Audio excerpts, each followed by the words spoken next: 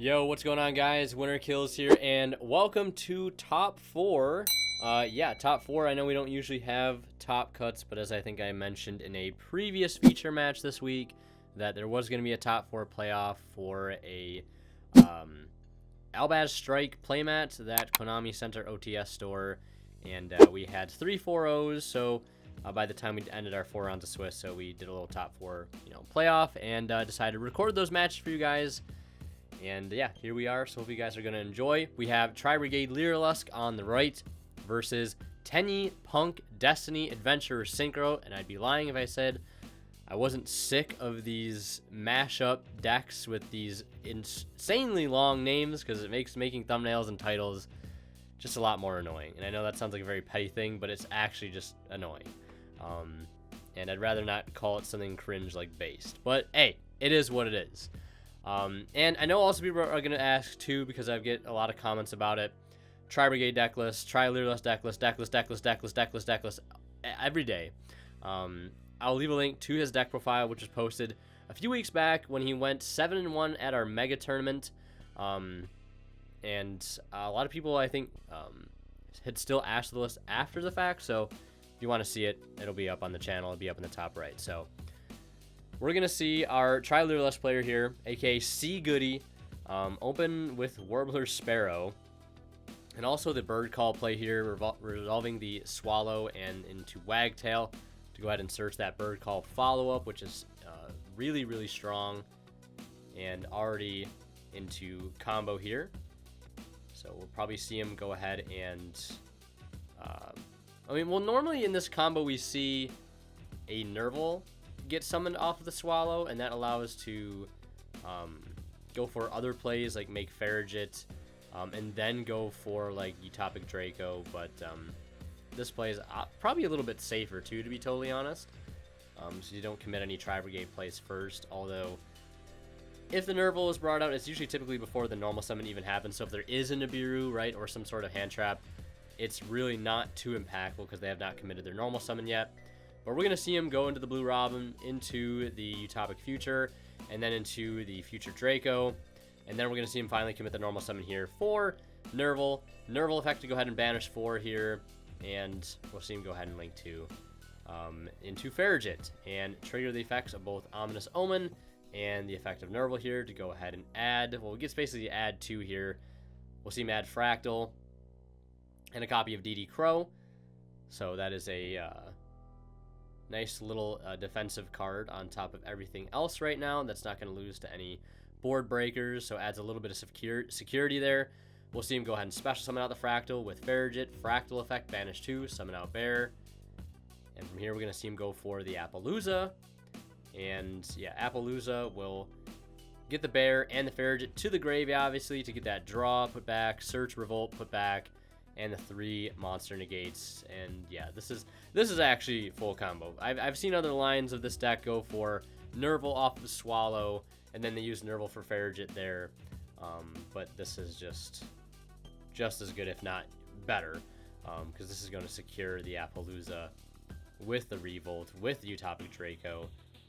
Not as good as Birds, obviously, pre-banless. I know a lot of people keep thinking, like, every time they see this deck come up in a poll, or I get comments on videos featuring this deck, people always throw this deck under the bus. They just think it's not good, that there's no point in playing it after the ban list. But this deck is really, really strong. Warbler Sparrow is still really, really good. Yes, you're missing out on, going for the Apex Avian off of Simor. We know how crazy that card is. And, the DDL, which he definitely still could have gone for DDL. In some capacity, had he had the Karas and wanted to extend further. Definitely could have done that, but there's really no need to continue to extend when you already have a very good board as is. So he'll pass on that. 2 set, one of which we know is probably Revolt. The other could be a Droplet, could be Imperm. And we're going to see our Tenyi, Punk, Destiny, Adventure Synchro deck lead with the Pot of Prosperity revealing 6 here. Base of Rose Shoots, Snow, almost said Snail. Temple, Bell, the Dangerous Gabu, and a copy of the No Punk Foxy tune. And I think he took Enchantress there. Or he might have taken the Bell, actually. Which will counter the Revolt, but not necessarily while Appaloosa's on field. It does counter the Appaloosa, but you also have Utopic Draco that can just outright stop the Bell. And you don't even have to use Appaloosa on the Bell. You can just use it for Enchantress. Or literally anything else here. So this Revolt, as far as I'm concerned, is going to resolve 100% here. So we'll see him go ahead and E-Tele out of Ghost Ogre, which is as expected. He also has Token Collector in hand, so main decked Collector here, which isn't super uncommon for these like pile decks.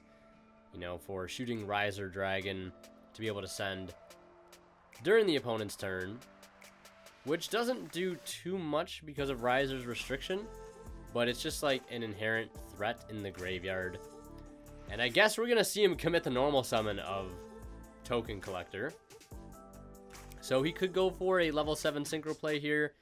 Could go for Yazi, since there is a Tenyi package in this deck, which could go ahead and bring out the Vishuda. Or he could have gone for Halka Fibrax, I suppose, but we'll see him go for the Yazi, which comes out, I believe, at 2,600? If I'm not mistaken. I know I play Sword Soul, but and I should know this, but I think it's 26. I know it definitely should be able to beat over the Appaloosa, which is really strong here. So, battle phase, Yazi into the Appaloosa here to try to take out all three of those negates. We're going to see the Revolt here, and I mean, yes, you can Bell the Revolt, but it is going to, yeah, it's just going to get negated here. Really just Bell, like, I like the idea of Bell against Revolt, but like almost all of the time, it's just protected to the point where the Bell's never resolving. I guess it's a one for one third trade against the Appaloosa, which just seems mediocre at best. But I mean, it's better than nothing, I suppose. So we'll see the Revolt fully resolve here, going for the Shureg, banishing the Yazi, which is huge because it's not being destroyed, not going to trigger its graveyard effect. We'll see him resolve Farragut, and I believe one other, I think it was a Kit or a Nerval. You know, draw, put back, search, right? All I see left in hand is Fusion Destiny. I'm pretty sure I still see an Enchantress in hand, and one other card, which I'm not entirely sure what it is. We'll see him activate Fusion Destiny here. And DD Crow is in hand, too, keep in mind, for our Tri-Lyrilusc player that was searched during his combo. Yeah, which is huge, countering DPE. Like, I do like Bell, but I just personally am a much bigger fan of DD Crow this format than I am of Ghost Bell and Haunted Mansion after just testing and just theory, really, in general, just thinking about different matchups and how certain cards interact with other cards. I personally am a fan of DD Crow much more, and it looks like, yeah, our Tenyi Punk player has just seen enough, and we're on to a game 2. Which, don't blame him. There's no way you're cracking that board there with the resources available. I do see a Droll and Lockbird here for our Tri-Lyrilusc player, and we will see the Droll. I do see Called by the Grave, though, so that is going to have to... I mean, maybe do you really have to use the Called by here? I don't know how much searching he's really going to be doing this turn. Yeah, no, letting the Droll resolve here completely, deciding to hold the Called by the Grave. And we're going to see, perfect. See, there you go. Holding the Called by for the Ash.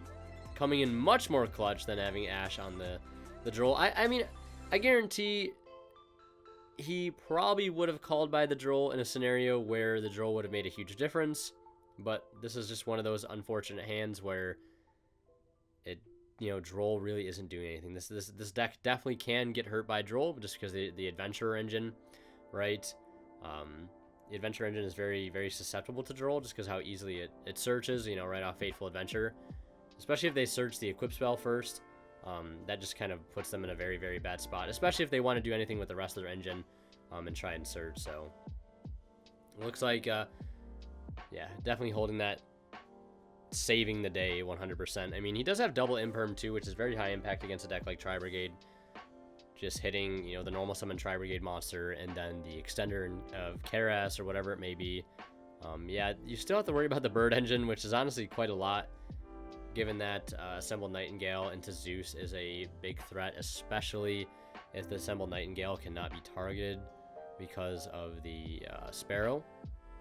But either way, we'll see him just end on DP 2 sets, and we're going to see Warbler kick things off here with the Fractal, trying to get access to the Sparrow. We're going to see a Imperm burned on the Warbler, and then we're going to see the normal summon of Kit, which, I mean, this would be a pretty good time to go ahead and DPE. Tri-Brigade kind of has similar weaknesses to that of Prank Kids, normal summon being very, very vulnerable. So we're going to see him pop the Kit. That's going to dump Nerval. Nerval's going to go ahead and add Keras here. And I mean, even at this point, our Tri-Lyrilusc player is putting the opponent on having one other interruption here, whether it be Imperm or Valor, because if he doesn't, it's honestly probably just game if that set's not Imperm, and has to have exactly 2 of them, which we know he does have the second one. But unfortunately here, I don't think there's any other play that can be made that really forces out the Imperm and still allows you to play, other than just trying to go for it, and if they have it, right? So we're going to see Keras. I think Keras is going to go ahead and banish 4 here. I mean, you might as well. Going second into a board, you get the Ominous Omen banish, and then you can link off the Keras and the Omen for Farragut, get your search, and then you're just, you know, you have full combo there. But we're just going to see him Imperm the Keras, go link 2 into Farragut. No Anaconda in this build, so no DPE fallback, just going for the Farragut. And then we'll see him pass turn there. And then, yep, pass turn, DPE returns. Has, I think, Foolish Burial in hand alongside the Foxy Tune. Thought he had Enchantress in hand, but I must have just saw that as something else, the Foxy Tune perhaps. But I know a lot of people would ask me, like, why no DPE, why no DPE? Probably just for consistency reasons and the fact that this deck can already play through a lot of hand traps as is, but I'm not the pilot of the deck, nor have I, you know, had any experience with the deck, so I don't know. But yeah, either way, we'll see him scoop it up there, and we are into a game 3. And I'd like to mention a quick shout out to Imperium Duelist. If you guys have not checked them out, definitely do so. They sell all sorts of amazing playmats, deck boxes, sleeves, dice, binders, and more. And you can get anything on their site 10% off using my discount code WinnerKills10 off at checkout. Not only will you guys save a little money, but you'll support the channel in the process. And same can be said by using any of the affiliate links I have in the description to TCG Player of the Coldest Water anytime you guys shop and check out using those links. A small bit of the revenue from your purchase will go right back into the channel and helps out a ton. So yeah, definitely appreciate any and all support if you guys decide to use either my code or affiliate links. But getting back to the game here, we'll see him go Warbler Canary into the Starling. And we're going to see an Ash on the Recital Starling, interestingly enough. Don't know if necessarily that was a great Ash, but we're going to see him follow up with a 1-for-1 here. Definitely a punish on the Ash, because now this is basically free to resolve here. But I do see Evenly and Dark Ruler No More in the hand here for our Tenyi Punk Destiny Adventure Synchro player. And that's going to definitely spell disaster. I really don't know how much you can play around one of those, let alone both, since this deck really doesn't put up any Omni Negates, not anymore anyways, with Apex Avian being out of the picture. So we're going to see him summon out a Sparrow, and then we're just going to see him link off the Sparrow and the Recital Starling into a copy of Farragut. And then Farragut is going to go ahead and special summon out the Nerval that I believe was searched off of the Sparrow, and then we see him go ahead and banish 4 to go for the Ominous Omen. Looks like it will resolve here. And then here could, again, I'm no expert when this comes to this deck. I was going to say, link off the Omen and the Nerval for Bear. And then get the search for DD Crow. And then link off the Farragut and the Bear for Appaloosa for only 2 here. And then also get the Search of DD Crow and Revolt. So, like, still not the greatest end board, but, you know, this is just basic Tri-Brigade stuff here. Help, you know, being facilitated by the Bird Engine. Well, and now we're going to see the normal summon of the kit. So this could go, I was going to say, could go for the double Dragon Lords here. And allow for the 3 Mad Appo, which is also really strong here. So, gonna go ahead and trigger Farragut and Bear and Kit, which I don't think Kit has been used yet. So, we'll see him add the Revolt first, and then put back. Obviously, if you can deck thin before you draw, might as well. And it looks like he has Imperm in hand as well. Yeah, Revolt, Imperm, Crow in hand. 2 cards in hand known, technically. I mean, after a card is put back, you don't technically know the cards, because he could have definitely put back one of the search cards, and then we'll see him draw and put back. But my guess is probably that he kept the Crow and the Revolt. Obviously, no reason to put back Revolt. And it looks like whatever card he drew off Farragut, he probably also put back. But yes, I don't know what happened there. Accidentally bumping into the mat, but I mean, if the Crow is technically known, technically not known, but I think that was just an accident there. But either way, this board's going to get cracked completely by Dark Ruler. It's weird because, like, the evenly Dark Ruler doesn't really, like, accomplish too much together, because if you Dark Ruler, you still have to worry about Revolt. If you evenly, you still have to worry about Revolt. Or, I don't know, maybe you keep just Appaloosa here. I'm not entirely sure. But then that's just going to get countered by the Dark Ruler. But it looks like we're going to actually see him chain Revolt here. I'm kind of interested to see where this will go. We're going to see him chain Revolt. I guess this is just to burn it, get it out of the way, and get the follow-up secured off the graveyard effects. At least that makes the most sense to me. This is also going to give him another chance to draw into another interruption. So if you can go ahead and, like, resolve a Nerval before the Farragut, right, has a chance of drawing into another hand trap here, which is just going to help play around board breakers. So I guess this makes sense. So we're going to see him just summon out an Omen. And then looks like the evenly going to resolve here, opting to keep the Appaloosa. And then we're going to see, yeah, Farragut and Nerval. So I imagine, yep, Nerval 2, Farragut 1. We're going to see him add the kit. This is just going to give him the fodder to be able to put something back if he does happen to draw into a hand trap, which it looks like he does not, drawing into Barrel Canary. Which, I mean, that's also a really good follow-up, too, for Assembled Nightingale plays. And now we're going to see Pot of Prosperity. Obviously, I mean, there's no reason to Dark Ruler yet. Yeah, open up evenly, Ash, Dark Ruler, Prosperity. Pretty good cards to have going into a board like that. Like, kind of insane. Looks like we're going to see him just go ahead and banish 3, revealing Griffin Rider, Ogre, and Right.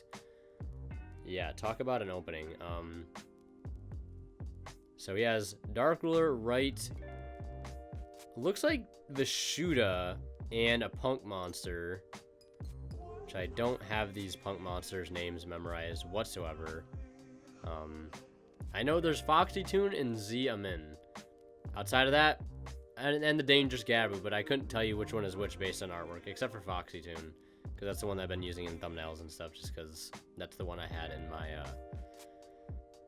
my media folder filled with all these card pictures. It's also, like, I don't know really what to use to represent this deck because there's so many engines. Probably could just use Griffin Rider, but I use that for a lot of other, like, you know, based decks, which I guess is somehow different than this deck. I don't know if it's because the Tenyi stuff's in here. And I know Based has, like, Souls and, like, Scythe in it, which this deck doesn't. So, I don't know. But either way, we're going to see him go into Brave Engine here. Summon out Vishuda, and he has access to Griffin Rider here. And the Dark Ruler, of course, already been thrown down. But what else do you really do from this point? I know most of the Punk guys, all the level 3 Punk monsters, are tuners, which is pretty good to be able to get access to Baron here. And could just go ahead and use the Draco back just to bounce the Appaloosa back, but maybe that's not something necessarily you want to do with how easy they can make it, but he is just going to go ahead and bounce it. I was going to say, you could have just popped it with Baron for basically the same effect, but it just gets it out of the game. And it's not like they can use it as anything engraved for their Tri-Brigade fodder just because it is a fairy, but it is crunch time now, having to deal with 2 Omni Negates, and it looks like Kit was drawn for turn. But having to play through 2 Omni Negates here is going to be easier said than done. So we'll see him go ahead and banish 3. Yep, banishing 3. And that will be negated by the Wandering Griffin Rider shuffling itself back in the deck. Kid Effect Engrave now activating, dumping the Nerval. Sounds like it would be the name of a really bad movie, The Dumpening. But either way, I digress. We'll see him dump Nerval. Looks like that's going to go ahead and add Karis, which I guess makes the most sense because it's like the only Tri-Brigade extender in the main deck that there really is. You could argue Farragut is, but like it's your normal plus a Karas play. And outside of that, and I can't remember exactly if Omen has been... both Omens have been exhausted, but because that could definitely play a huge role here.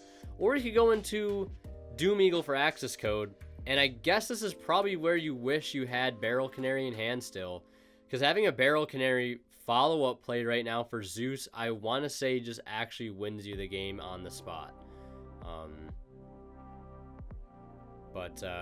Yeah, there might have been a better reason to actually go ahead and keep the Swallow, and also having your opponent just having Dark Ruler evenly is just, that's just getting Yu-Gi-Oh'd. I don't know what else to call it.